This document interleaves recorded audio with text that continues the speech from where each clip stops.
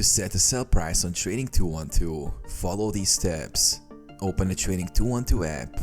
Launch the Trading 212 app on your smartphone or open the Trading 212 website. Log into your account. Enter your username and password to access your account. Select the stock you want to sell.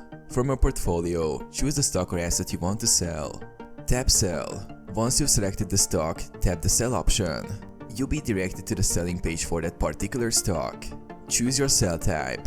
You will see options for different types of orders, including market order and limit order.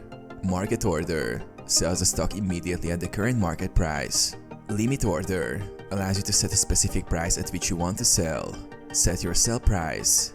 If you choose a limit order, enter the desired sell price for the stock. This means your order will only execute when the stock reaches your set price or better.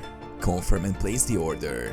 Once you've set your price, confirm the order details and tap Place Order to finalize.